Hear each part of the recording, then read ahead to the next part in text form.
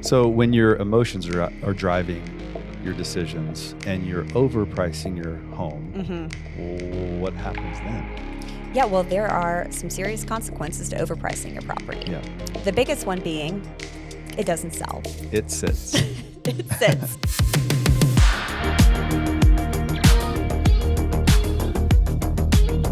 I think I like you.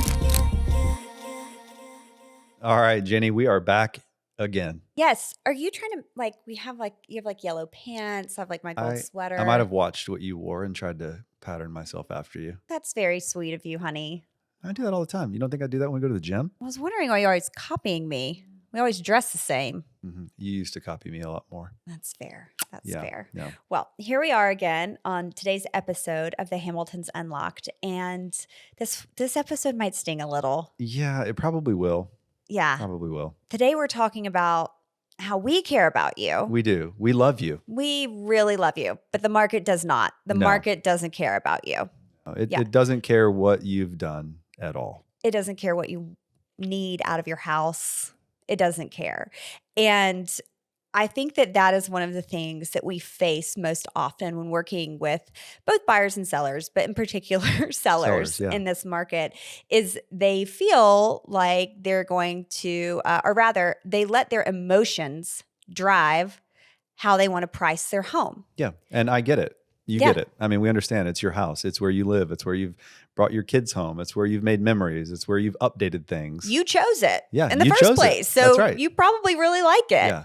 And so oftentimes we go into a house and usually what happens is they think the house is worth this. Yeah. And it's probably worth a little bit less than that.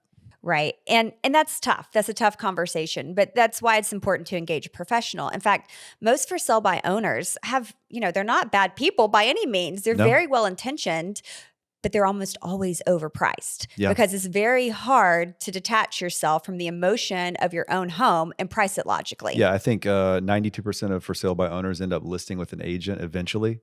And I don't know that I've ever had it. And again, more power to you. Sell your house on your own if you have the knowledge, the interest, the time.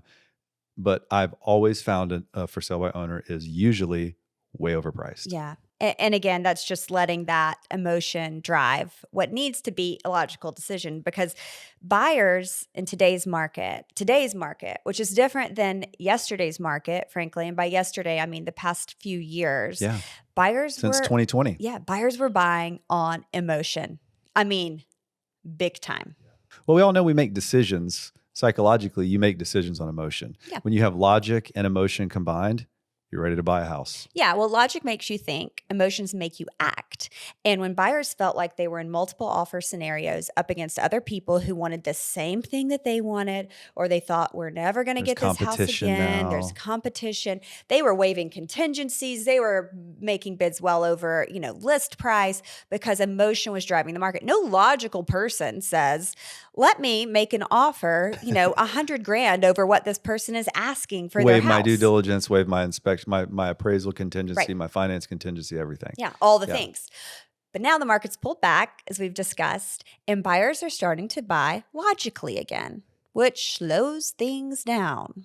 It does. So we've taken emotion out of the market. We are in a logic market right now. Now, how long that lasts, I don't know. I don't know. So how do we get from logic to emotion? How do we stir emotion in a seller or in a buyer to get them to make decisions and to sell their house? Yeah. So first of all, no amount of emotion stirring, and by that I mean pretty pictures, nice smells, etc., is going to counteract an extremely overpriced listing. Never. It's just not. Nope. You still have to get the price right. But to stir up emotions, I mean, things like staging, pretty photography, videography, just a presence of a house that feels, as we say, like it hugs someone as you walk in, can create the emotion of, oh, I really want this home. Then they go look at the numbers and they say, okay, it makes sense logically. Yeah, right. Then you get an offer. And if one of those things is off, even if maybe it makes sense logically to buy the house, but it's ugly and they don't like it, they're not going to buy it either. No. So you have to marry the two. Yeah. So when your emotions are driving your decisions and you're overpricing your home, Mm-hmm. what happens then? Yeah, well, there are some serious consequences to overpricing your property. Yeah. The biggest one being it doesn't sell. It sits. It sits. And it is painful to have your house on the market.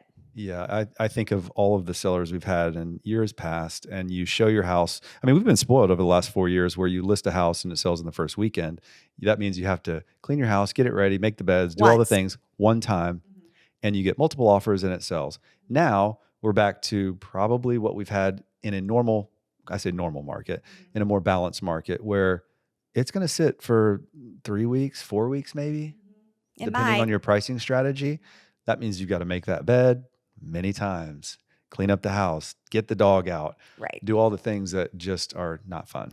Yeah, and it's painful. And I think for some sellers, frankly, it's embarrassing. Yeah. Why did homes sell so quickly? Why did my neighbors sell so quickly last year? Well, it was last year.